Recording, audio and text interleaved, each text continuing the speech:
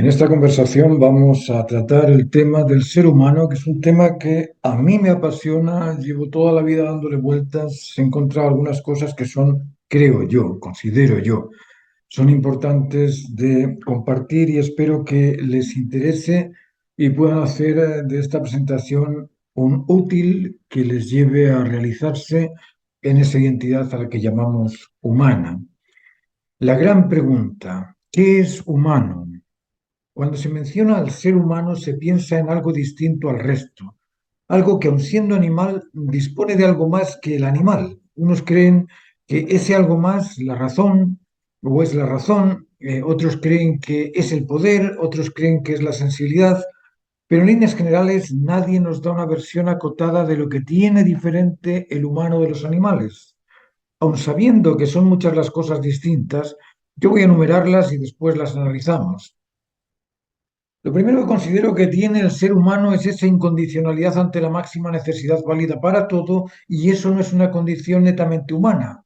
Resulta que todas las especies tienen esa condición, todas las especies se dan inegoístamente, se dan por el bienestar de la totalidad de la manada o de la totalidad del ambiente o de la totalidad del cosmos. Es decir, los animales se entregan. No he visto un animal con temor a morir, no he visto un animal con temor a ser dañado, no he visto un animal. Imaginaos, hay perritos chihuahua que son del tamaño de la palma de la mano y se enfrentan a leones como si fuesen los señores del... ¿Pero qué es eso? ¿Por qué? Porque son seres que se entregan por el bien de todos. Y si ese león entra dentro de su territorio, el chihuahua lo va a defender. Lo va a defender porque es indigno que se tome el territorio del chihuahua. Sí, señor. Bueno, esa incondicionalidad ante la máxima necesidad válida para todos existe en la naturaleza.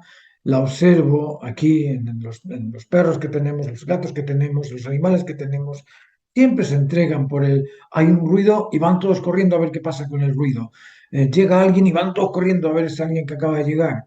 Esa incondicionalidad ante la máxima necesidad válida para todos es una de las normas de la naturaleza que el ser humano perdió, por algo lo perdió, pero que es por naturaleza incondicional ante la máxima necesidad. Esto suena extraño porque no es algo que ocurra, a pesar de ser la primera de las condiciones que nos diferencia de los animales. El animal se da por el bien de la manada, pero no se da por el bien del cosmos. Nosotros salimos con pancartas en Nueva York abogando por la defensa de las focas, la defensa de las ballenas, bueno, todas esas cosas son actitudes incondicionales ante la máxima necesidad, que en este caso es el ordenamiento ecológico o el ordenamiento biológico. Esto que, como os digo, suena extraño porque no es algo que ocurra, a pesar de ser esta una de las fundaciones o de las primeras condiciones que nos diferencian de los animales, la dejamos a un lado.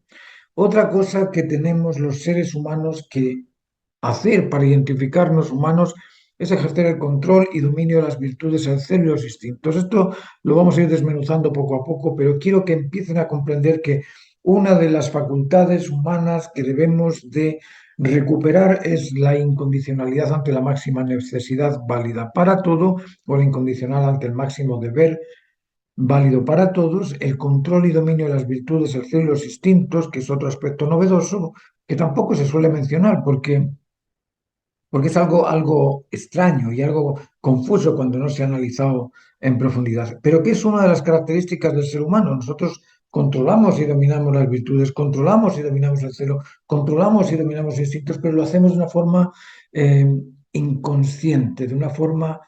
Sí, lo hicimos porque ya decidí hacer un ayuno, entonces controlo el instinto alimentario o el instinto alimenticio y hago un ayuno, qué bonito, pero no sabemos por qué tenemos que hacer ese control en ese momento y por qué no lo controlamos después cuando estamos con los amigos y nos ofrecen una cerveza.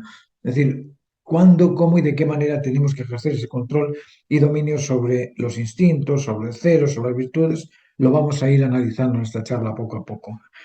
El tercer aspecto es el ajustado a las normas de comportamiento, de convencimiento y de convivencia. Existen normas de comportamiento, existen normas de convencimiento, existen normas de convivencia, pero también nos parece raro. Son aspectos desconocidos por el común de las personas, pero que veremos todas estas y cada una de ellas en detalle y nos sorprenderemos frente a la realidad oculta hasta ahora. Otra cosa que también es importante es el cuarto aspecto, que es el normalizarse en consecuencia con las normas de la naturaleza. Es decir, por un lado, nos sentimos normales porque somos comunes, pero no por ser común se es normal. Se es normal cuando estás normalizado en base a normas, es decir, eres lícito cuando comprendes la ley y la ejerces y te haces lícito en esa ley. Pero tienes que comprender esa ley, si no, no te puedes justificar ser lícito porque desconoces la ley. Lo mismo pasa con las normas de la naturaleza. Nos decimos normales, pero no sabemos cuáles son las normas naturales. No sabemos cuáles son las normas de la naturaleza humana tampoco. Entonces decimos que somos normales por decir algo. Echamos la palabra al aire, pero no sabemos qué es lo que estamos diciendo. Pero estas cuatro cosas, estas cuatro facultades las tenemos que ejercer. La incondicionalidad ante el máximo deber necesario, el control y dominio de las virtudes hacia los instintos, el ajustarnos a las normas de comportamiento, de convencimiento y convivencia y normalizarnos en consecuencia con las normas de la naturaleza humana, con las normas de la naturaleza. Vamos a explicar poco a poco. La incondicionalidad ante la máxima necesidad válida para todo. Esto que suena extraño es una condición sine qua non, inevitable. Veamos cómo ocurre. Lo voy a poner primero en términos muy simples y después lo explicaremos en detalle. Somos libres de optar consciente o inconscientemente, voluntaria e involuntariamente. Somos libres. Eso es lo que creemos que somos libres. Por ejemplo, jugando al hockey sobre hielo, me empujan y voy donde no quiero, bueno, y voy donde no quiero ir y pienso que no, que en ese caso nosotros estamos optando por algo distinto a lo que queremos. ¿M?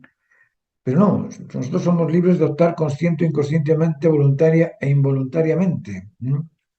Y no podemos detenernos cuando nos empujan, por ejemplo, jugando al hockey. A pesar de querer frenar, no, uno no frena. Eso no es optar, pero sí es obrar involuntariamente. So, para no confundirnos, diremos que eso no es optar en libertad. Optamos en libertad cuando tenemos una decisión por la que voluntaria y libremente optamos. Eso es libertad. La especie humana es libre de optar por lo que le da la gana, libre de optar por lo que prefiere, libre de optar por lo que determine que le sirve, que le es útil, que le interesa o que le agrada. ¿Están de acuerdo con esto? Yo creo que sí. Yo creo que todos estamos de acuerdo con que la especie humana es libre de optar por lo que le da la gana. El tema es cómo se libra de la gana. Porque si la libertad está ligada con la gana, resulta que la libertad no nos permite optar por lo que no nos da la gana. Vamos a ver si podemos comprender esto. En el lenguaje común se suele repetir que hacemos cosas que no nos gustan o que no queremos hacer, pero cuando analizamos estas circunstancias resulta que cuando decimos hacer lo que no nos gusta es porque la otra alternativa era peor. Optamos siempre por el mal menor. Es decir, me comeré las lentejas que no me gustan, pero como no hay otra cosa, me las como. ¿Cierto? Esto tenemos que irlo comprendiendo bien porque aparentemente pensamos que hacemos cosas que no queremos hacer o que optamos por cosas que no queremos hacer o que optamos por cosas que no pretendemos, pero eso no es real. Nosotros optamos siempre por aquello que nos da la gana, optamos por aquello que preferimos, optamos por aquello que creemos conveniente, optamos por aquello que nos vale, siempre, siempre, y no podemos desligarnos de eso. ¿Mm? Piensen en una ocasión en la que opten por algo distinto a lo que les da la gana. Piensen en una cosa, en esa ocasión donde están haciendo algo que no quieren hacer. Piénsenlo bien y expliquen por qué optaron por eso que consideran que no es lo que les da la gana. Y se dan cuenta de que están optando por lo que les da la gana. ¿Mm? Yo no quería salir, pero resulta que, vaya, me están obligando a salir. Vino la policía y me dijo, lárguese de aquí. Yo no quería salir. Bueno, pero cuando la policía me obliga, evalúo entre lo que me dice la policía y lo que yo no quería hacer y digo, ah, mejor salgo de aquí porque la policía está detrás de mí. Bueno, piensen, piensen en una ocasión en la que opten por algo distinto a lo que les da la gana y se darán cuenta de que no pueden. No pueden optar por aquello que no quieren. Ahora, déjenme explicarles el significado de libertad, pero el significado de la libertad responsable, no el significado de la libertad que tenemos así A grosso modo, no, eso no es libertad. Decirme que la libertad es la capacidad de optar no es. La libertad no es la capacidad de optar. Esa libertad de optar, bueno, si fuese libertad, yo podría ir al vecino, abrirle la tubería del agua y dejarle ahí que corra el agua. Va a venir por la noche y se va a encontrar con la casa inundada. Eh, pero yo era libre. Opté en libertad por abrirle el grifo.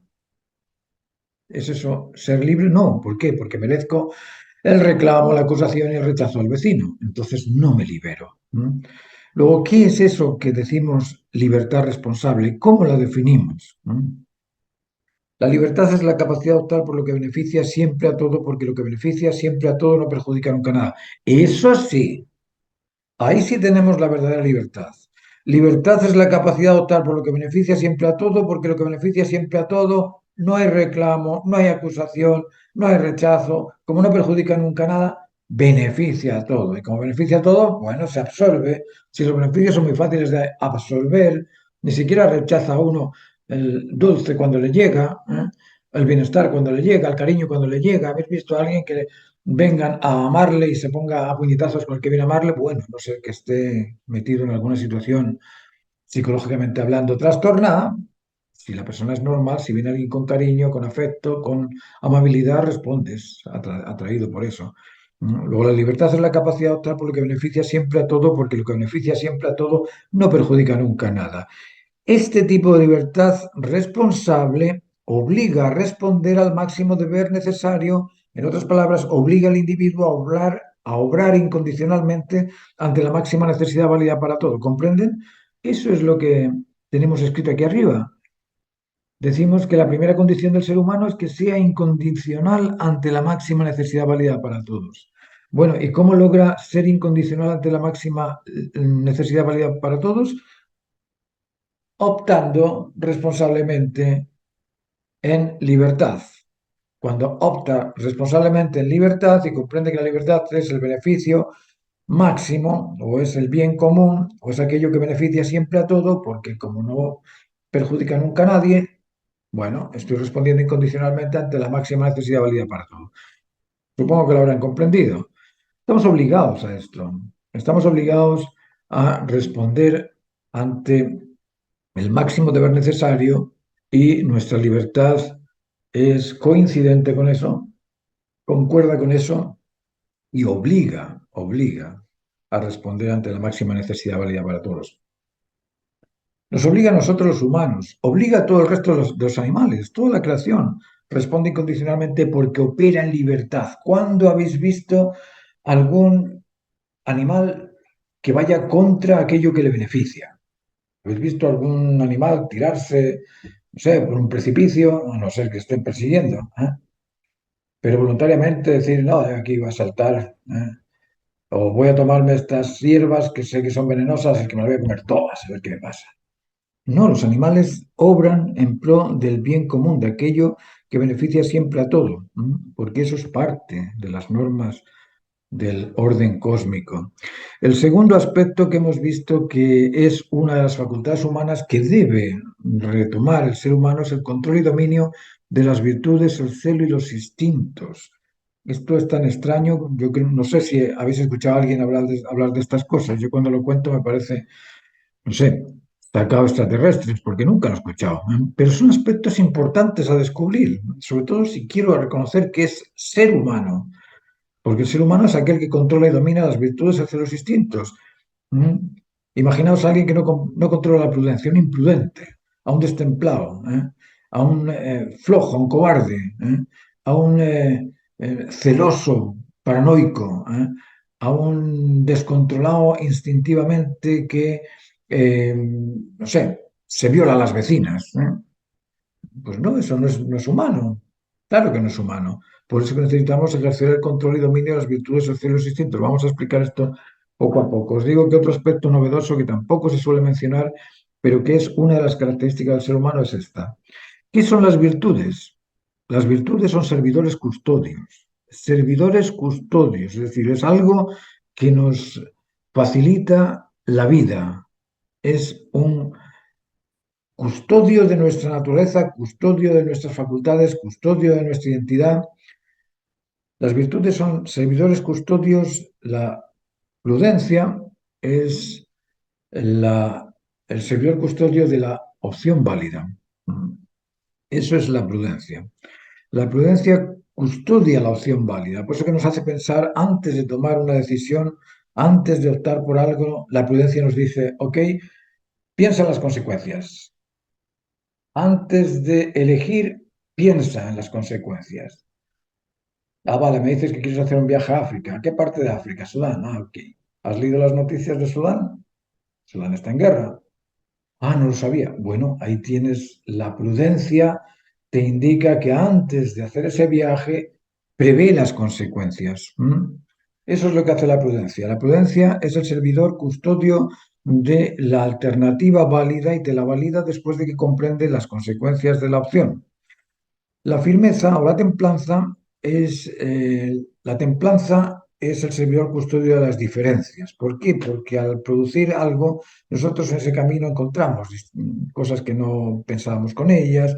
Mira, tropecé y me caí, pues, no, o sea, no tenía pensado que me iba a caer, ya, pero me templo, me levanto y sigo caminando. O estoy pintando y, ay, me salió desproporcionado. Bueno, lo mido de nuevo, lo puedo hacer proporcionado. Eso, la templanza no es ni más ni menos que ese custodio de las diferencias que puedan salir en el camino y la templanza se manifiesta mediante el relajo frente a la tensión, respirar profundamente y volver a retomar la dirección. Es simplemente darle tiempo al tiempo. Íbamos caminando, nos caímos, bueno, dale tiempo al tiempo. Levántate, tranquilo, límpiate, ponte otros zapatos, ponte otros pantalones, ponte de nuevo en el camino y sigue caminando. Eso es templarse.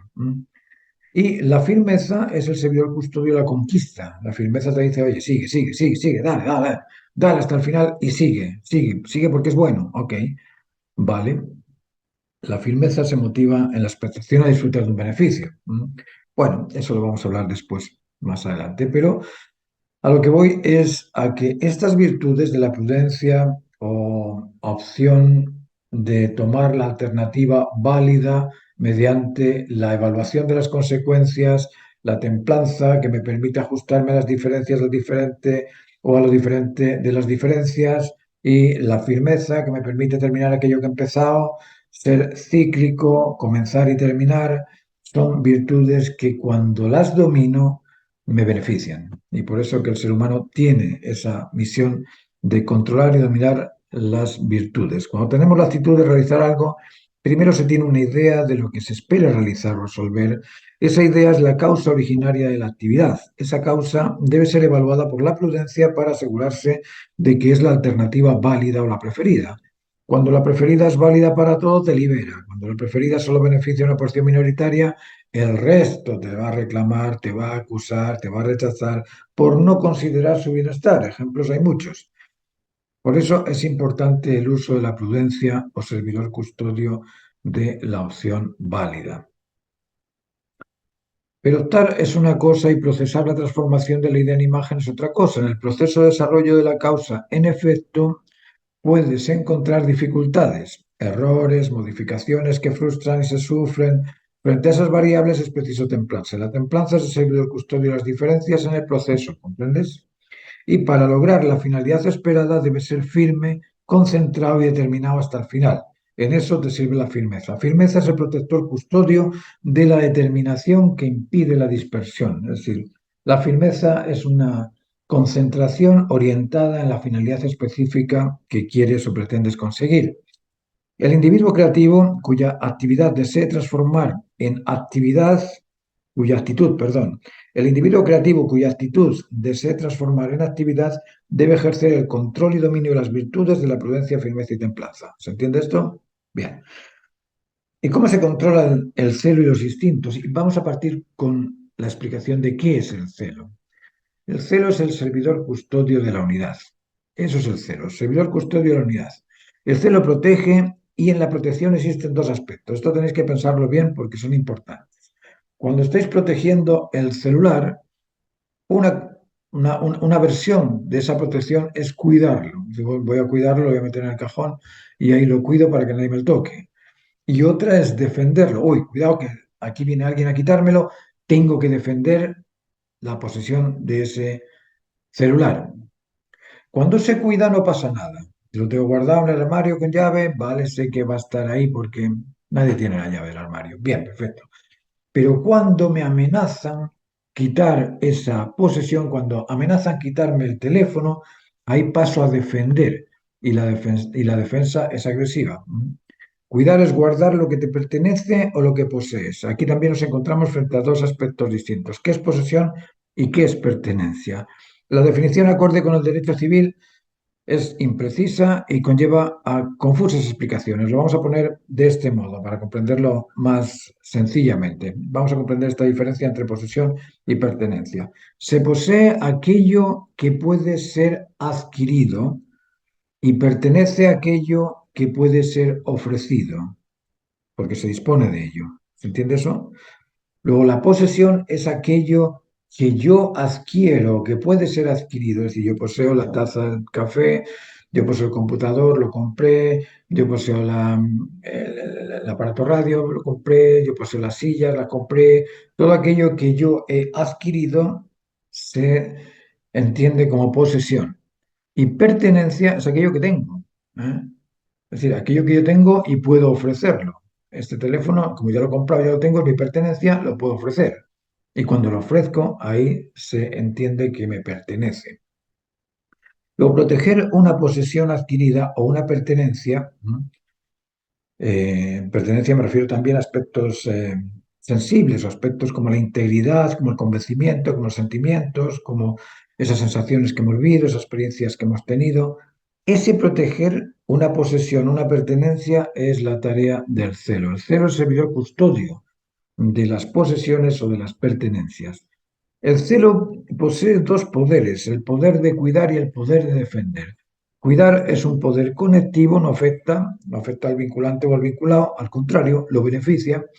Cuidar a la pareja, cuidar a los padres, cuidar a los hijos, cuidar a los hermanos, cuidar a la familia, eso a todo el mundo le beneficia. Pero defender, en la defensa entra otro factor. Defender desconecta al individuo o al vinculado o al otro. También desconecta al desconfiado del otro, del vinculante o vinculado, y amenaza con agredir si fuera necesario a lo otro, lo que obliga al otro a protegerse de la amenaza de esa posible agresión, es decir, se defienden y cuando hay dos personas defendiéndose ya hay agresividad. Hay agresividad. ¿Eh? Es distinto indicar algo al otro que defenderte frente al otro. Esa actitud defensiva, cuando es intelectual, denota soberbia, denota arrogancia, denota que esa persona está tratando de sacarte de encima. Cuando es motivante, pues lo mismo, está rechazándole. Cuando es emocional, exactamente lo mismo, está creando un resentimiento en esa defensa. Luego, la defensa en este caso del celo, se transforma en agresión y cuando se transforma en agresión ya separa el celo, ya no es un celo protector, sino que entra a transformarse en un recelo, resentido. Vamos a irlo explicando un poco. El celo en este mecanismo de defensa frente a la amenaza de perder el objeto apreciado acaba de transformar su naturaleza conectiva emocional en un sentimiento de rechazo ante la amenaza de perder su conexión.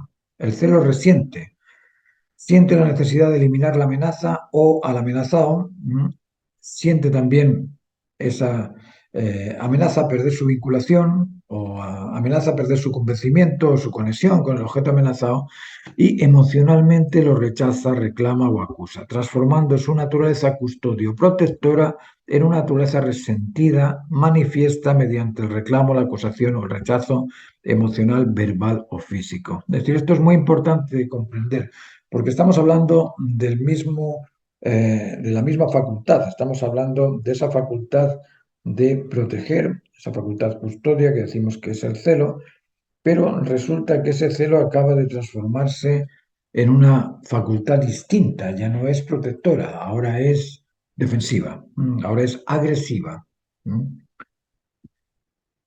Así se transforma el celo amigo en recelo enemigo. Al analizar este proceso se comprende que el mal no existe. El mal es únicamente la observación humana del mecanismo de defensa de la custodia del celo. de la unidad vinculante conectiva. Yo creo que esto es bastante claro, ¿eh? Si comprendemos la mecánica de la transformación del celo en recelo, podemos observar que cuando empezamos a reclamar, a acusar y a rechazar, ahí ya estamos obrando mal, ¿eh? Y eso podríamos decir que es malo. Pero ¿para quién es malo? Es malo para el que lo observa nada más. Porque el celo se está defendiendo y en esa defensa está acusando, está agrediendo, está rechazando, está reclamando porque no consigue la unidad, ¿eh? No consigue establecer esa conectividad originaria. Entonces está rechazando aquello que no provee de esa conectividad. Es decir, no podemos decir que el polo negativo con el polo negativo, cuando los dos se ponen juntos y se rechazan, es malo. No, no es malo, porque el polo negativo está buscando el polo positivo. ¿Se entiende? Entonces, ese rechazo al desorden no podemos decir que es malo porque sea rechazo, simplemente esa búsqueda del orden. Por eso que os digo que el mal no existe. No existe cuando se comprende bajo este punto de vista. Si lo analizamos bajo otro punto de vista, pues lógicamente podrías decir que sí. Pero analizando la transformación del celo en recelo, vemos cómo opera esta mecánica de la transformación de aquello que se defiende en algo que es agresivo. Pero la defensa recelosa puede llegar a extremos peligrosos, claro que sí. Extremos peligrosos para el ordenamiento cósmico. Por eso es necesario ejercer el control de los excesos o carencias emocionales, intelectuales y motivacionales o de comportamiento. ¿Y cómo o cuándo se debe controlar el celo extremo o el recelo? ¿Cuándo? En la tensión que surge frente a la amenaza desvinculante, desconfiante o desconectiva. En esa tensión originaria, en esa tensión inicial, en el primer reclamo, en la primera acusación y en el primer rechazo. Ahí, en ese momento es donde tenemos que hacer el esfuerzo por controlar esa sensación, esa tensión, relajarnos y tratar de que esas cosas pues no se vuelvan a repetir o no se den en sus extremos, no se excedan. De esa manera podemos ir controlando un poquito la transformación del celo en recelo. ¿Por qué? Porque el recelo puede transformarse en una guerra, parte simplemente por una discordia. Tú crees esto y yo creo lo otro. Vale, pues a luchar porque tú crees esto y yo creo lo otro, y después de creer esto, me agrediste con eso que me dijiste, pues ahora yo te empujo, ahora tú me... Y al final acabamos matándonos los unos a los otros. Esa lucha de opuestos que pregona tanto el marxismo se debe a eso, se debe a la falta de comprensión de cómo opera el celo y cómo se transforma el celo en recelo. Si el marxista comprendiese esa transformación, la lucha de puestos, la lucha de clases, la lucha entre contrarios sería totalmente abolida porque no tiene sentido, no existe esa lucha. Después vamos a ver cómo las cosas operan en dualidad complementaria y no en lucha. Bueno, el celo emocional es el cuidado manifiesto frente a los vínculos afectivos que una persona tiene frente a personas, animales o cosas. Por ejemplo, el celo frente a la pareja, ese es el celo emocional más eh, mayormente comprendido, por llamarlo de alguna manera, el más claro, por decirlo de otra forma. El, el celo también que se tiene por las mascotas, el celo que tenemos por los animales queridos, por los caballos, por los perros, por los gatos, o el celo frente a los padres, frente a los hijos, el celo frente a los objetos creados o admirados o hechos por alguna persona de nuestro agrado. Es decir, el dibujo que hizo mi hijo, mira, me hizo con un palote y cuatro patas por ahí. No me parezco en nada, pero lo hizo mi hijo. Entonces tiene un apego vinculante emocional y ese apego vinculante emocional, si viene alguien y me dice, uy, qué mal dibuja tu hijo, pues me van a dar ganas de responderle de una forma bastante, bueno, ya me podéis entender. Luego, el celo emocional es el cuidado manifiesto frente a los vínculos afectivos de una persona, que una persona tiene frente a otras personas, animales o cosas, y ese celo emocional responde también emocionalmente. Si se observa a un apuesto joven, por ejemplo, vamos a ponernos en la idea de que este joven se acerca a tu novia, ¿no? Y es un joven apuesto, un joven bien parecido, un joven tipo Brad Pitt que se te acerca a tu novia con ganas de invitarle a algo. ¿Y qué pasa en tu aparato neuronal? En tu capacidad emocional surge algo. surge una alarma emocional, surge una tensión que es una suma de ansiedad y de angustia, ansiedad para resolver la situación y huir con ella, y angustia por sentir la vulneración, impotencia de no poder salir de esa situación. Esas sensaciones surgen y obligan también a proteger el vínculo establecido con esa persona, o a protegerlo o a defenderlo en caso de sentir que te lo pueden quitar. Si ves que este Brad Pitt que se va acercando la invita a salir y ella cede, ¡wow! Ahí estás en un problema. Ahí la angustia supera la ansiedad, ¿eh? Ahí ves que no puedes resolverlo y te tensas. Esa tensión hay que controlarla. Controlarla, relajarte y preguntarle, bueno, ¿quién eres tú? ¿Por qué quieres esto? Preguntarle a ella, bueno, ¿qué haces tú? ¿Estás conmigo? ¿Estás con él? Eso es el celo transformado en recelo. Esa tensión es precisamente el celo transformado en recelo. Tu capacidad emocional se resiente, se resiente frente a la amenaza, y si tu novia se muestra atraída por el apuesto caballero, el celo que sientes en tu interior se defenderá agrediendo al amenazante. Para evitar esa situación es necesario controlar la tensión, controlar la ansiedad, controlar la angustia sentida. Es difícil, claro que es difícil, pero tenemos que hacerlo. Tenemos que acostumbrarnos a saber controlarnos. ¿Por qué? Porque nosotros no somos posesión de nadie. La relación ha de ser en libertad de unos con otros. No podemos privarle la libertad ni a la pareja, ni al padre, ni a la madre. Tienen que operar en libertad por propia autonomía, por propia voluntad, y eso amerita respeto. Pero sí que tenemos que ser capaces de controlarnos para poder verbalizar nuestra situación y explicarnos y pedir explicaciones también.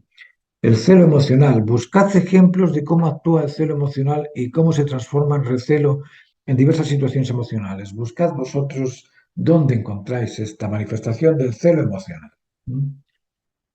Encuentra situaciones de transformación del celo en recelo entre personas, o frente a la vinculación con animales, o frente a la protección de las posesiones que tenéis. Si lo analizáis, o si lo analizas en profundidad, observarás aspectos que en su repetición acaban transformados en celopatía patológica o en fobias que, por no comprender el mecanismo de transformación del celo en recelo, las acusan y consideran enfermedades que, en lugar de ser tratadas con recursos educativos, son tratadas con ansiolíticos, con benzodiazepinas, con clonazepam, con diazepam, con alprazolam, etcétera, etcétera. Y estos medicamentos no van a cambiar la actitud, no van a ser aquellos que restituyan o cambien tu modo de pensar o tu modo de sentir.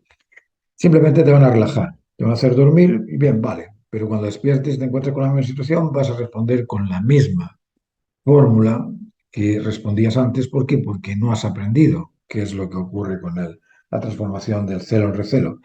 Analiza el tema y almacena argumentos convincentes que te resulten útiles en tu comportamiento particular y social. Vamos a seguir con el celo, y en este caso vamos a hablar del celo intelectual.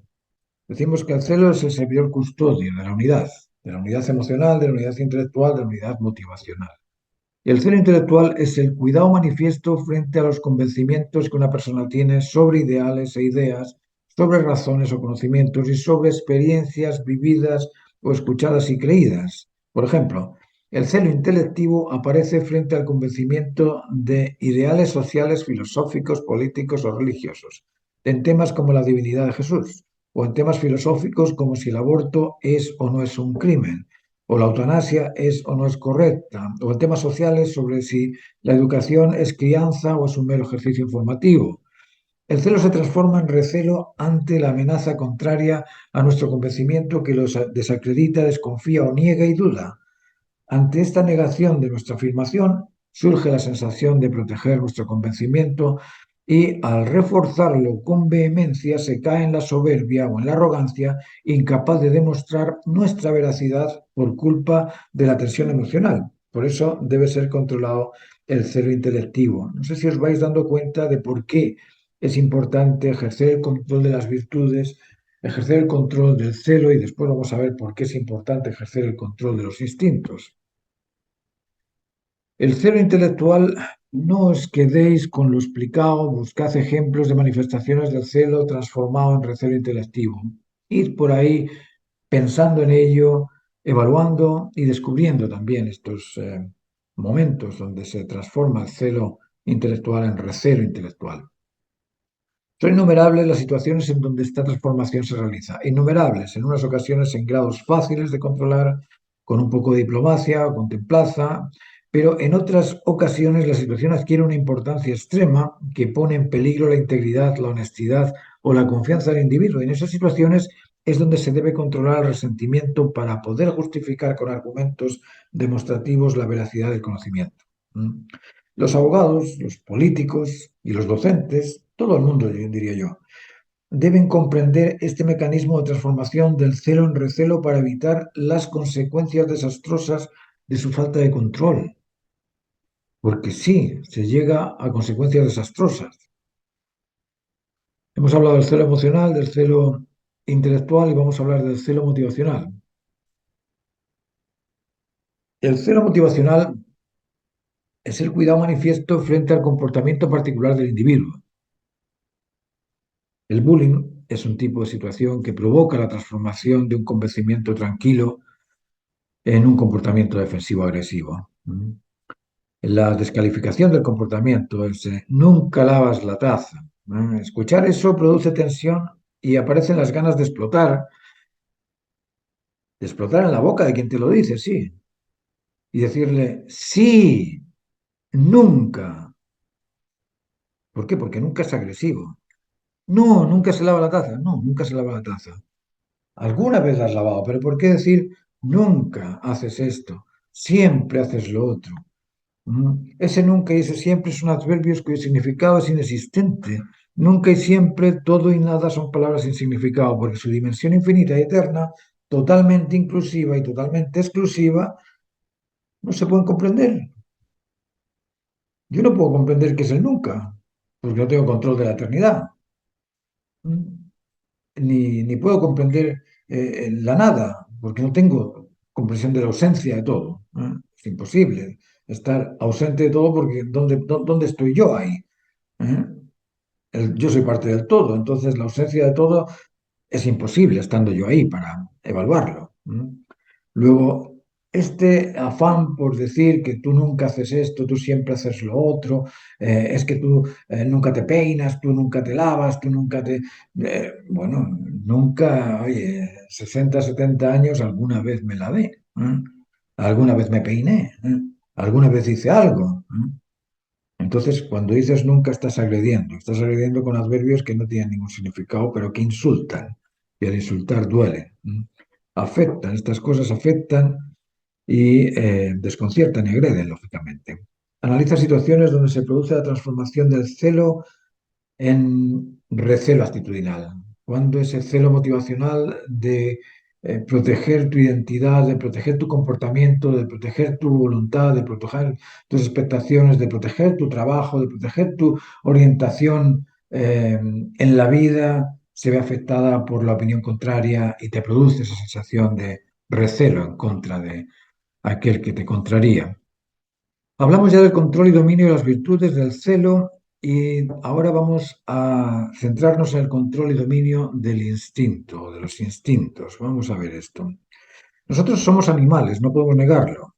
El animal humano se comporta y dirige por una naturaleza directiva inherente que es refleja y automática. Esa naturaleza directiva inherente refleja que surge, opera de una forma inconsciente para nosotros, o de una forma automática dentro de nuestro cuerpo, es lo que llamamos instinto, el instinto. Instinto es una naturaleza custodia de la vida, custodia del mantenimiento y de la perpetuidad de las especies. Estos tres aspectos custodios los posee el instinto. El instinto de protección, el instinto de conservación, el instinto reproductor. Como naturaleza es específica y compleja. El instinto es así, es específico y complejo, esa es la naturaleza del instinto. Es específica porque responde siempre de igual modo en cada individuo, es decir, todos nacen, crecen, ejercen un control del territorio, se reproducen y mueren, eso están todos, en eso son idénticas, son iguales. Es específica la naturaleza del instinto en esos aspectos. Ahora es compleja, compleja por la cantidad de facultades diversas en cada una de estas diversas especies naturales. Por ejemplo, cada especie nace de un modo distinto. Unos nacen ovíparos, otros vivíparos, crecen en modos distintos. Unos crecen reptando, como los reptiles, otros volando, como las aves, otros nadando, como los peces, que ejercen un control distinto, depredador o depredado o bien unos son agrupados en manadas, otros son independientes y trabajan por sí solos. Es decir, hay una inmensa diversidad que es compleja dentro del instinto y una inmensidad de aspectos que son similares, son homogéneos. El animal humano protegido por el instinto podría existir con alimentación, hidratación y cobijo en un lugar con recursos naturales, con una temperatura entre el 0 y los 40 grados, con una luz del aire, perdón, con una luz del sol, con aire puro. Eso basta y sobra para la existencia del animal humano. Por eso, pero eso no garantiza ni su felicidad, ni su seguridad, ni la realización digna de su identidad íntegra. ¿Por qué? Porque además del animal humano, el ser humano es. El ser humano es. Y eso implica que es un ser libre, autónomo y responsable. Es único, es. Y ese ser debe realizarse porque está para ser, ¿no? El ser humano debe realizarse humano en su naturaleza humana mediante la colaboración del animal humano que le permite actuar o que posibilita la actividad de su actitud. Pero la actitud proviene de otro establishment, de otro conjunto de facultades que establecen al ser. Estas facultades que establecen al ser no son derivaciones del instinto, son derivadas de la conciencia que opera en un universo paralelo que después analizaremos después esto de los universos paralelos. Pero lo que voy es a que las facultades que establecen al ser ¿eh? No son derivaciones del instinto, son derivaciones de una voluntad consciente que opera en ese universo paralelo que os contaba, que no es físico, es mental. Pero ese aspecto mental es el que realiza este ser físico para establecerlo mentalmente. Vamos a centrarnos en el instinto animal del animal humano. El instinto del animal humano se compone de tres áreas de vital importancia para el mantenimiento del sano comportamiento saludable. El instinto de protección es el servidor custodio de la vida, protege ante el peligro, alarma con una sensación de tensión, de ansiedad o angustia. Mediante los transmisores neurológicos ordenan a la conciencia la respuesta adecuada a esa sensación que está sintiendo. El instinto alerta y la conciencia responde. En ocasiones el instinto protege y la conciencia lo reduce. Por ejemplo, en el suicidio. En el suicidio, lógicamente, el instinto protege, pero la conciencia reduce el instinto y se lanza al personaje. El instinto de protección reacciona con ansiedad, que es una sensación de protección que obliga a cuidarse o a defenderse.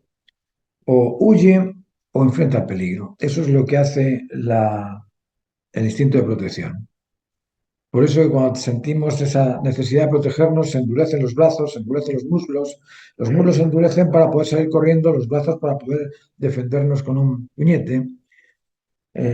Pero esa es la forma que tiene el instinto de protección de protegernos. O bien nos cuidamos, huimos, nos vamos del lugar peligroso, o bien enfrentamos al peligro o al peligroso, a aquel que nos hace estar en una situación de peligro. Y ahí tenemos que vencerle, porque si no lo vencemos, nos va a vencer a nosotros. No tiene otra alternativa más que escapar y esconderse o afrontar o superar o vencer la amenaza o al sujeto con la amenaza. Eso es lo que tiene que hacer el instinto de protección. Ahora, la angustia surge frente a la falta de posibilidades. Ahí es donde surge la angustia. Estoy encerrado, no encuentro salida, no encuentro ninguna alternativa. ¿eh? Cuando me faltan las alternativas frente a la encerrona, eh, o en ejemplos como este, no veo cómo pagar la luz, pero necesito internet. Aquí empiezan estas sensaciones de angustia. La angustia de no poder entrar en casa porque perdí las llaves y ya es tarde. Eso nos angustia. Tenemos que distinguir. las sensaciones, las diferencias entre una sensación de ansiedad, una sensación de tensión, una sensación de angustia, una sensación de miedo. No hay miedo como sensación. El miedo es un sentimiento, no es una sensación. La sensación es una reacción espontánea del cuerpo. Es una sensación, la reacción espontánea del cuerpo. El miedo es un sentimiento guardado antes o después de el acto peligroso. El control y dominio sobre el instinto de protección tiene que ver con no dejarse vencer por el miedo. Justo estábamos hablando del tema. El miedo es la suma de tensión emocional previa o posterior a un acto de peligro. El miedo paraliza, inhibe, reduce y margina al individuo la posibilidad de superar un riesgo. Es un sentimiento, no es una sensación. El miedo no ocurre al protegerte. En ese momento opera el instinto de protección. El miedo ocurre antes o después del peligro. Sensación es la alteración nerviosa producto de la carencia o exceso de lo normal. Cuando te dicen, ¿cómo estás? ¿Y estás bien? Bien. ¿Por qué? Porque no tienes ningún tipo de sensación. Ahora, ¿qué pasa cuando tienes frío? Uy, estoy tiritando de frío. Lo normal se ajusta a la norma y está bien, pero un exceso de bienestar aburre. Y aburre tanto como un exceso de actividad. Del exceso de calor se transpira, de la carencia de calor se tirita. Las sensaciones de frío, calor, bochorno o ahogo son derivaciones de excesos. Y el hambre, la inseguridad, la sed son sensaciones derivadas de la carencia de alimentos, hidratación o seguridad. Sentimiento es el recuerdo acumulado en la memoria de una sensación disfrutada o sufrida. El control del miedo se debe a que en ocasiones el recuerdo de la sensación de terror almacenada en la memoria y repetida con la actitud de no volverla a repetir, es decir, uno quiere volver a tener esa experiencia negativa, ese repetir una y otra vez en nuestra mente el recuerdo de un mal padecido nos impide reaccionar en normalidad frente a las situaciones que ameritan nuestra respuesta responsable. Eso es lo que se debe controlar. Ese miedo es el que se debe controlar en el instinto de protección. Ese tipo de miedo a que ocurra algo que no ha ocurrido aún. Por ejemplo, subirse a un avión, o no viajar en barco, o no sacar la miel del panal. Uno tiene que superar esos miedos. Segundo es el control del instinto de conservación. Y el instinto de conservación es el servidor custodio del mantenimiento del proceso de desarrollo. Se encarga de alimentarnos, de hidratarnos, de cobijarnos y de ejercitar y descansar saludablemente. De eso se encarga el instinto de conservación. Es importante el control de la alimentación y de las preferencias para no caer en excesos o carencias alimentarias, excesos o carencias de ejercicio, excesos o carencias de descanso. Las adicciones a alimentos o al alcohol o a las rutinas de ejercicios pueden mermar otras condiciones necesarias para la estabilidad física. La inestabilidad física también afecta a la estabilidad mental. El instinto de mantenimiento nos indica cuándo comer o cuánto comer, cuándo beber y cuándo salir del aburrimiento. El cuidado con ese instinto se basa en evitar toxinas y excesos o carencias necesarias para el desarrollo saludable del cuerpo humano, evitar la anorexia, la bulimia, la obesidad, la adicción al alcohol, la inoperancia, la inactividad o la hiperactividad también. El instinto reproductor. Vamos a hablar de este instinto que es bastante controvertido. Es importante reconocerlo bien. El instinto reproductor es el servidor custodio de la perpetuidad de la especie, que es lo más importante de las especies, la consecutividad, la perpetuidad. Imaginaos, si sin el instinto reproductor, hoy en día no estaríamos nosotros acá, porque no habría habido ningún desarrollo de la perpetuidad de la especie humana y no habríamos nacido. Así de simple. Luego el instinto reproductor es más importante que, bueno, es tan importante como los otros instintos, pero me refiero a que hay una condición dentro de este instinto reproductor que ahora vamos a ver que involucra muchos aspectos, muchos aspectos. Ese servidor custodio de la perpetuidad de la especie está localizado en los órganos genitales masculinos y femeninos. El instinto reproductor comienza siendo un apetito, un atractivo dual complementario. Ahí empieza este instinto reproductor a operar en base al atractivo, ese atractivo dual complementario entre un género y el otro. Atraen aspectos paralelos. Por ejemplo, la actitud o la apariencia.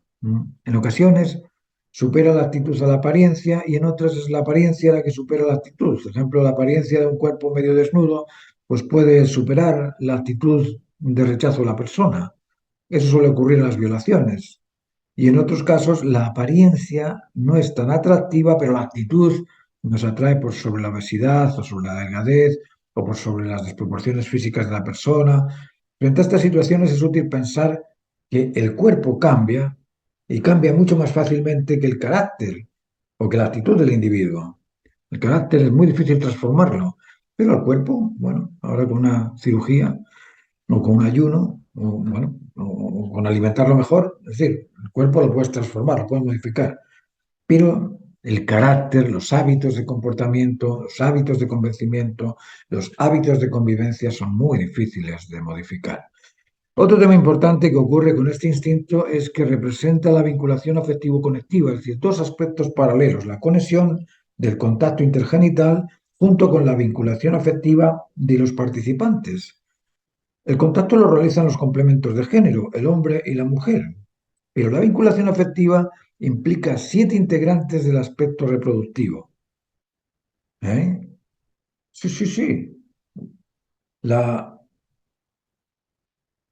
interacción o el interactuar entre un hombre y una mujer en el instinto reproductor involucra a 7 afectados.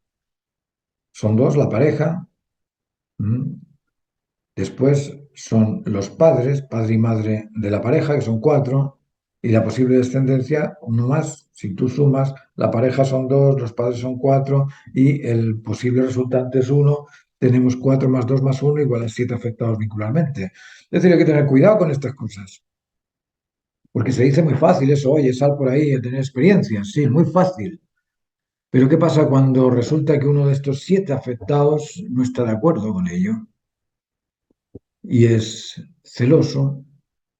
Y es más que celoso, es celópata y no está de acuerdo con lo que ha ocurrido, puede llevarte incluso al cementerio. Así es que hay que tener cuidado porque las relaciones alteran el funcionamiento vinculante entre personas. O, lo, o se benefician o lo sufren, pero que alteran, alteran. El instinto reproductor, hay personas que irresponsablemente, sin considerar a los afectados vincularmente, se toman el instinto reproductor como un juego de placer y lo publicitan, lo promueven y provocan el seguir en este irresponsable comportamiento en pro del disfrute del placer sin comprender que entre placer y plenitud hay una tremenda distancia, hay una tremenda diferencia. Sentirte complacido es muy distinto de sentirte pleno. Ganar un partido de tenis complace, pero ser número uno te llena, te satisface y esa plenitud se mantiene durante siglos. Fuiste número uno en algún momento. ¿Eh? Luego el placer y la plenitud, entre ellos existe una tremenda distancia que debemos comprender a la hora de buscar, si buscamos la plenitud o buscamos el placer. La plenitud libera de la necesidad. El placer lo esclaviza de la necesidad. ¿Mm? El placer no termina. La plenitud no tiene sensación que lo supere. Campeón de tenis número uno, no hay más. Ya eres número uno. ¿Eh? Pero si no has ganado ese número uno, el placer, el disfrute del partido te obliga a tener que jugar otro partido para conseguir ser número uno. Es decir, el aspecto placentero te, te- te- te pide más placer, te exige más placer porque no está completo. Luego la plenitud libera la necesidad y el placer lo esclaviza a la necesidad. Al placer, al placer no lo satisface, no queda satisfecho. El placer siempre queda con ganas de más. La plenitud es un estado de satisfacción completa, plena. Uno te sientes pleno en algo que has realizado y te duermes, te quedas dormido porque, wow, conseguí. Mientras que el placer va a seguir esperando más. ¿Eh? Hay poca, muy poca información sobre este tema porque los irresponsables adolescentes se han encargado de ocultar la realidad del mismo. El instinto reproductor es de una importancia suprema en el establecimiento del adulto, en la transformación del adolescente en adulto. ¿Por qué? Porque la calificación o la declaración que justifica la adultez, esa calificación que justifica al adulto es precisamente el control y dominio del apetito intergenital prematuro, perdón. El control y dominio del apetito intergenital prematuro, ¿eh? Es lo que califica, ¿eh? Al ser maduro. ¿Por qué? Porque superó ese apetito intergenital inmaduro. Y para superar este apetito, que es el poder físico supremo, porque es el máximo dentro de la física, el aspecto físico, si me decís cuál es la sensación máxima esperada por la naturaleza física, pues va a ser ese momento del coito. Más que el hambre, más que la sed, más que cualquier cosa. La superación de esa fuerza física es la que te realiza adulto en la naturaleza humana. Por eso es necesario disponer del control y dominio sobre las virtudes, el celo y los instintos. Sin ese poder, el individuo no califica adulto. Yo conozco gente de 70, 80 años y te digo la verdad, cuando los veo mirar por la ventana las piernas de alguna jovencita de 18 años me dan vergüenza. Sí, siento vergüenza ajena. ¿Por qué? Porque están mirando las piernas de una posible nieta, ¿eh? Una posible hija. ¿Y por qué la miran? Porque nunca han comprendido cómo establecerse plenamente. Nunca han comprendido que debían ejercer el control y dominio de las virtudes, el celo y los instintos. El instinto reproductor o el descontrol del apetito intergenital prematuro hace posible la violación de los derechos naturales de la mujer. Es decir, cuando un hombre viola a una mujer porque es incapaz de contener o de ejercer el control sobre el apetito intergenital, bueno, está violando a la mujer, está violando los derechos naturales de la mujer. ¿Por qué lo viola? Porque es incontinente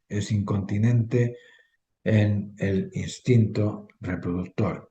Y ahí surge la violación. Otra forma de manifestar esta violación del descontrol del instinto reproductor es mediante el embarazo no deseado. ¿No? El descontrol del apetito intergenital prematuro hace posible la violación de los derechos naturales de la mujer, del posible descendiente o embarazo no deseado, además de abrir las puertas a las enfermedades venéreas como la clamidia, la herpes genital, la gonorrea, el VIH o el SIDA, las ladillas, el sífilis, la tricomiasis, etcétera, etcétera, etcétera. La pretensión del disfrute del placer por sobre la sensación de plenitud impide en el individuo la posibilidad de experimentarse plenamente realizado. ¿Por qué? Porque si se prioriza el placer por sobre la plenitud, se viola la lealtad y fidelidad al valor absoluto de lo pleno, lo justo y lo completo, que son los valores absolutos. No se cumple íntegramente el humano. Y si no se ha cumplido la integridad humana, se realiza un artificio, se declara un animal humano, sin ser, por no haberse establecido. Piénsalo. Vamos a explicar esto un poco más para ver si logramos comprenderlo. Dijimos que para ser humanamente adulto normalizado en las normas de la naturaleza era necesario cumplir cuatro requisitos. Ser incondicional ante la máxima necesidad válida para todo, controlar y dominar las virtudes, el celo y los instintos, ajustarse a las normas de comportamiento, de convencimiento y de convivencia y normalizarse en consecuencia con las normas de la naturaleza. Estas cuatro facultades, estas cuatro condiciones son en parte obligadas por la naturaleza, en parte voluntarias, independientes y determinadas por la responsabilidad humana. Es una dupla entre los dos.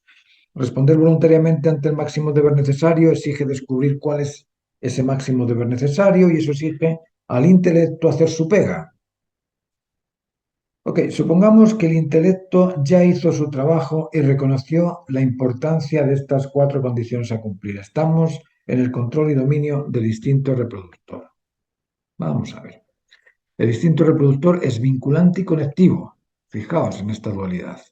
Cuando la naturaleza masculina del individuo se controla emocionalmente, intelectualmente y en el comportamiento, cuando analiza el tema de su realización y descubre que su libertad solo le permite obrar por el bien común, que su inteligencia solo le permite adquirir el conocimiento, convencimiento o sentido común, y cuando descubre que su voluntad espera y pretende la realización completa de su potencial humano, realizándose ser humano adulto al superar los apetitos del instinto, ejerciendo el control y dominio de las virtudes y del celo, en ese momento, en ese instante, siente la plenitud de haberse realizado, de haberse hecho, de haberse establecido.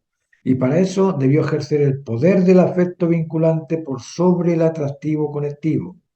Esto no es nada fácil de establecer. El poder del instinto reproductor es anterior a la comprensión del afecto vinculante, pero el poder del afecto vinculante es superior al poder del instinto reproductor. A ver si me entienden esto.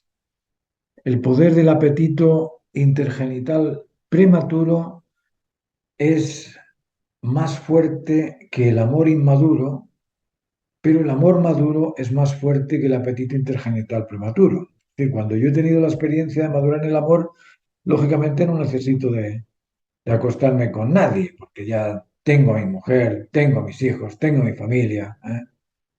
Tengo la experiencia del amor incondicional, tengo la experiencia del convencimiento de la razón justa, tengo la experiencia de haberlo realizado y lógicamente jamás va a ocurrir eso. Pero cuando no tengo esa experiencia, cuando tengo 12, 13, 14, 15 años y todavía no he tenido ni un hijo, no tengo ni idea de lo que es el amor, pero ni idea. Tengo una sensación de atracción por algo, pero solamente una sensación de atracción por algo, pero no sé ni cómo opera, no sé ni cómo establecerlo, no sé si es maduro o es inmaduro, no sé si es lo debido o no es lo debido. Es decir, en ese momento de la adolescencia, el poder del atractivo genital supera al poder del vínculo afectivo porque no se ha establecido. Ahora, nosotros ahora, después de madurar, sabemos la diferencia y podemos ajustar a los adolescentes para que no caigan en un embarazo no deseado, en enfermedades venéreas, en la violación de una mujer. Es decir, ahora nosotros tenemos la experiencia, pero ya somos adultos o viejos. En la adolescencia ocurre una situación compleja que se debe analizar y comprender para superarla y lograr la realización del ser adulto. Imaginémonos unos gemelos. Estamos observando aquí, no hay nada en el mundo, no hay ninguna persona, no hay gente por ningún lado. ¡Pum! Acaban de salir dos gemelos en una jungla donde tiene alimentación de sobra, y nacen mellizos o mellizas o gemelos, perdón. Salen un niño y una niña. A los 10 años de edad, ¿m? El niño sigue siendo un niño. Aún no tiene barba, ni pelos en las axilas, es imberbe, no se desarrolla físicamente completamente. Sus órganos genitales están ahí, pero no sirven para nada. Ahora, la niña a los 11 años menstrua, y está lista para reproducirse. Pero el niño a esa edad sigue siendo un imberbe infantil, tal vez entre los 12 y 15 años esté físicamente listo para producir. La naturaleza femenina pasa unos años esperando que reaccione la naturaleza masculina en ese joven, pero el joven aún no sabe qué hacer. El poder de la fuerza del instinto en esos años, entre 12, 13, 14, 15, está lista para reproducirse, pero no se dispone de ninguna vinculación afectiva. La niña entre 10 y los 13 años, el joven, no creo que frente a las negativas del niño, se haya vinculado con él. Aún no es madre, no tiene experiencias de compasión ni nada de eso. El joven, a pesar del atractivo de la figura femenina, se encuentra frente a una actitud de reclamos, acusaciones y rechazos por parte de ella, y eso tampoco creo que sea un panorama afectivo vinculante en el niño. Es decir, están los dos poco menos que odiándose. ¿Por qué? Porque el niño no funciona. Y la niña se va a quejar, lo va a reclamar, acusar, rechazar. Esta pareja difícilmente podrían imaginarse que debían vincularse primero y conectarse después. En esa situación, ¿quién va a pensar que, yo tengo que vincularme con aquella que desprecio? O no, yo tengo que vincularme con aquel que desprecio. Imposible, imposible. Lo veis entre los hermanos. Cuando los hermanos se llevan mal, tiene que venir el papá o la mamá a darle una charla de 2 o 3 horas y tratar de lavarles el cerebro para que respondan de una forma natural, porque ellos, a su manera, se rechazan. Luego, esta pareja difícilmente podrían ni imaginarse que debían vincularse primero y conectarse después. Nosotros sí podemos verlo. Hoy, después de milenios, lo comprendemos e incluso un alto porcentaje siguen sin comprender este tema, pero bueno, algunos lo comprendemos. Cuando se controlan la prudencia, la firmeza y la templanza, cuando se controlan el celo emocional, el celo intelectual y el celo conductual, y cuando se controlan el instinto de protección o el miedo, el instinto de mantenimiento o la salud, el apetito intergenital prematuro, el individuo se vincula con su complemento y establece su misión de crecer, multiplicarse y ejercer el dominio sobre su realización humana, solamente cuando se comprende esto. Estos individuos califican ser verdaderos padres de verdaderos hijos y en base a este modelo de identidad íntegra humana, el resto podría realizarse en su finalidad específica. Esto habría pasado si los primeros antepasados lo hubieran comprendido. La superación de los apetitos instintivos y la superación de las preferencias particulares por sobre las obligaciones naturales, poner el deber necesario por sobre las apetencias particulares, son aspectos que se comprenden en la tercera edad, cuando ya no quedan músculos ni huesos que permitan la fuerza para establecerlo. Por eso es necesario que los jóvenes reconozcan la importancia de realizarse plenamente humanos. La profesión, el éxito, la fama, la gloria, cuando no son realmente normalizados, no te hacen normal. No te hacen normal, no normalizan y no puedes decirte normal por tener, mira, tengo un PhD en medicina o tengo un, bueno, puedes tener lo que quieras, pero si no has sido capaz de normalizarte en cuanto a las normas de convivencia, de comportamiento o de convencimiento, por mucho éxito que tengas, nadie te puede calificar humano. Las normas que normalizan al individuo son básicamente tres: las normas de comportamiento, de convencimiento y de convivencia. La extensión de estas normas originan el postulado moral, el postulado ético y el postulado estético de las personas. La moral de las costumbres o las normas de comportamiento son sencillas, ¿eh? Una es atender, entender y estar atento a las necesidades o los deberes que surjan. Esa es la primera norma de comportamiento: atender, entender y estar atento a lo que ocurra.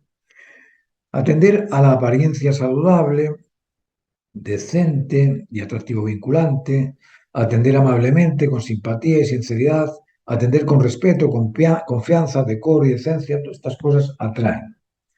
Entender, escuchando 2 veces más de lo que se habla, pensando lo que se dice, controlando lo que se dice sin pensar, interesándose por el otro, preguntando y apreciando lo que se escucha, sin rebatir violenta o impositivamente el convencimiento del otro, sin cinismo o sin doble sentido, sin burlas ni censura. De esa manera se entiende al otro.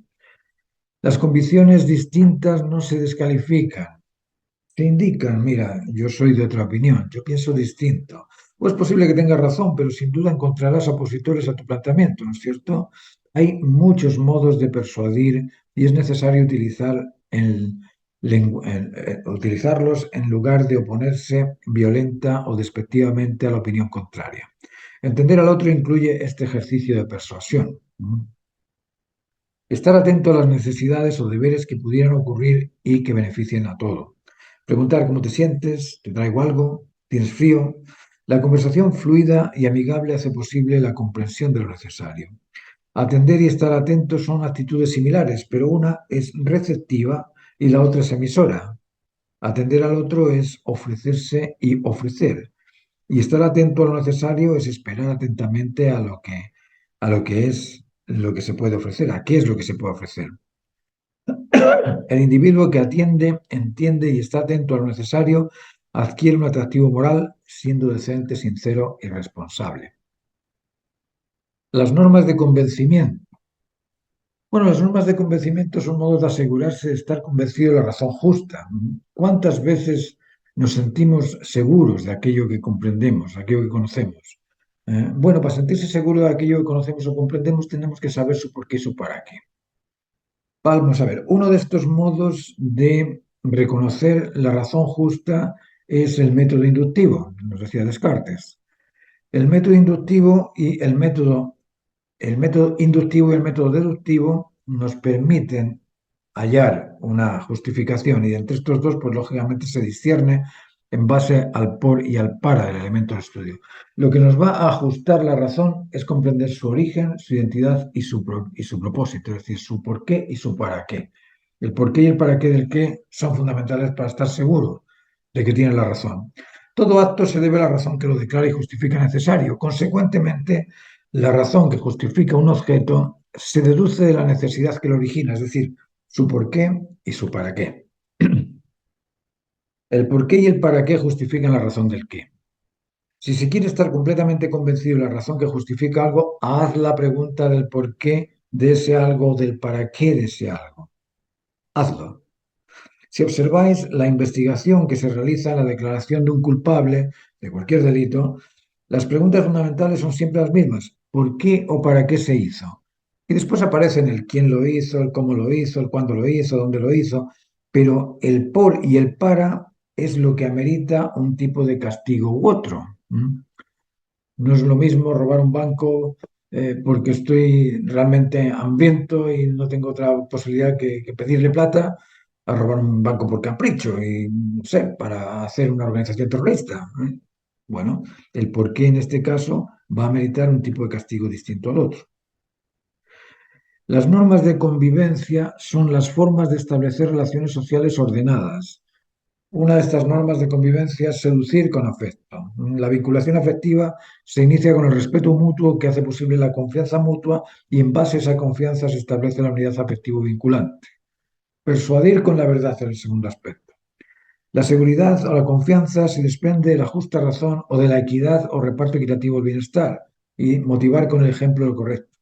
Ser un modelo ejemplar es un tipo de liderazgo que atrae seguidores y motiva la vinculación afectiva. Es decir, las normas de convivencia nos dicen que tenemos que seducir al otro con afecto, persuadir al otro con la verdad y motivar al otro con el ejemplo de lo correcto. El ejercicio de lo antes expuesto transforma a las personas en verdaderos humanos. Pero un humano no lo es hasta que reconoce y comparte y comprende las normas de la naturaleza de la creación en base a las cuales se realiza. Estas normas son 7. La conectividad, la dualidad complementaria, el dominio sobre el centro, el rechazo al desorden, el proceso en 3 etapas, la finalidad específica y la realización completa. Estos son facultades que existen en la naturaleza del universo, en el cosmos. En el cosmos todo existe conectado. Tenemos la energía conectada con la fuerza, el tiempo conectado con el espacio, a, los planetas conectados unos con otros en la distancia, en un centro. ¿eh? La conectividad existe en todo. No hay nada que puedas decir, eso es algo en singular aparte de la totalidad del cosmos. O eso es externo al universo. O eso es externo a la totalidad. No se puede. No existe eso. Luego todo existe dentro de una conectividad interactiva. Perdón.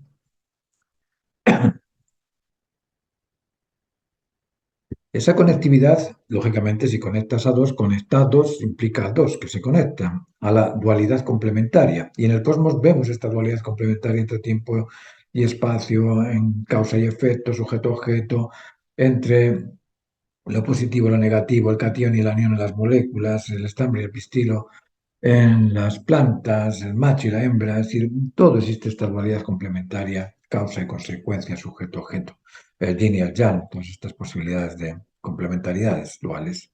Y esas complementariedades duales, al ser complementarias, completan la una a la otra y en esa complementariedad ejercen el dominio sobre el centro. Es decir, hay un centro de complementación de estas dualidades en el cosmos. Por eso que tenemos el centro y la periferia, tenemos el polo masculino y femenino, el polo positivo y negativo, el masculino y femenino. Todas estas cosas se unen en ese centro, ¿no? Dominadas por ese centro atractivo, ese centro de atracción, ya sea de gravedad o sea del amor, de la verdad, de la bondad. Ese centro exige del rechazo al desorden. ¿Por qué? Porque si estamos buscando la complementariedad, aquello que desordena esa complementariedad debe ser rechazado. Por eso que los dos polos positivos se rechazan. No porque existan en una dicotomía de opuestos. No, no son opuestos. No hay una lucha entre ellos. El polo positivo y el polo positivo van a buscar la complementariedad con su negativo y por eso se rechazan entre sí. Y en el proceso en tres etapas, todas las cosas nacen, crecen y mueren, todas las cosas siguen un proceso de desarrollo en tres etapas y son etapas que cumplen con una finalidad específica y que se realiza en su totalidad. Esto lo vemos en la creación y podemos analizarlo punto por punto, pero vamos a simplemente a irlo visualizando un poco. El ser humano por naturaleza es conectivo.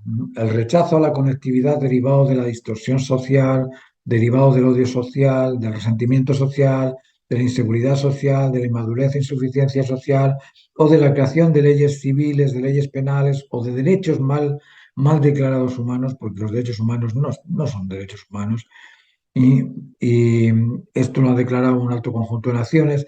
Todo esto es una conducta totalmente antinatural. La separación, la individualidad, el egoísmo, el narcisismo son aspectos totalmente anacrónicos, totalmente opuestos a la naturaleza conectiva de la creación. La naturaleza humana es conectiva, sin límites. Por eso vemos boas, cocodrilos, leones o panteras transformadas en pets, o en mascotas. ¿Por qué? Porque, bueno, ¿y por qué no se van a conectar con nosotros? Nos rechazan cuando los atacamos, pero si no se ataca al otro, pues responden de una forma conectiva. Impiden la conectividad las bulas, las acusaciones sociales, económicas o políticas o religiosas, el rechazo a las castas, a las clases, a las etnias, e incluso el lenguaje. Esta multiplicidad de idiomas impiden conectarnos. Pero la naturaleza humana es conectiva. La naturaleza en sí es conectiva, busca conectarse. El individuo consciente de su conectividad no rechaza a nadie por ser distinto o diferente, o por ser más o menos, o por saber más o menos, o por tener más o menos. No, no lo rechaza por eso. Somos conectivos por naturaleza.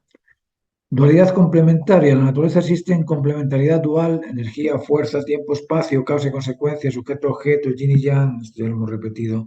Las partículas positivas y negativas en los átomos, el núcleo del plasma en las células, el cation y el anión en las moléculas, el pistil y el estambre en las plantas, el macho y la hembra en los animales, el hombre y la mujer en las personas. Es decir, todas estas cosas son complementos duales y existen en la naturaleza y tenemos que comprender que somos duales, no somos una cosa morfa. Existimos como hombre y mujer, nos guste o no nos guste, eso es lo que hay. Existe un cromosoma X, un cromosoma Y y no hay más, no hay ninguna otra cosa distinta a eso. Ninguna de estas dualidades existiría sin la complementariedad establecida entre ambos. Consecuentemente, la dualidad no es entre opuestos, sino entre complementos. Negar el complemento para unirse con un opuesto es contra natura, es contrario a la naturaleza. La naturaleza obliga a crecer y a multiplicarse para perpetuar la especie. Es por y para de la dualidad complementaria, o el por y el para de la dualidad complementaria es la perpetuidad. Sin comprender esto, no se madura, pues falta el aspecto complementario de la dualidad. El ser humano jamás comprenderá la integridad humana si siendo hombre desconoce a la mujer o si siendo mujer desconoce al hombre. Y conocerlos no solo proviene de lo externo, conocerlos proviene de la intimidad en múltiples aspectos y situaciones. Creer que comprendo a la mujer porque la ha visto, o creer que la mujer y el hombre responden de igual modo ante la plenitud, es un convencimiento sin experiencia. Haz el ejercicio de preguntar a los hombres y a las mujeres sobre qué consideran plenitud y verás las sorpresas. El dominio sobre el centro, que es esta tercera ley de la naturaleza. Como vimos, el aspecto dual complementario se completa en la unión y dicha unión proviene de un atractivo compartido, a lo que denominamos dominio sobre el centro. El dominio sobre el centro lo vemos en todo el cosmos. La gravedad es ese dominio sobre el centro de los planetas, en la vida familiar el amor es ese dominio sobre el centro de la familia, en el entendimiento el convencimiento es el centro motor del interés, en la producción, el bienestar es aquello que nos motiva a actuar. El valor es ese centro gravitatorio del bien común, del sentido común y del ideal común.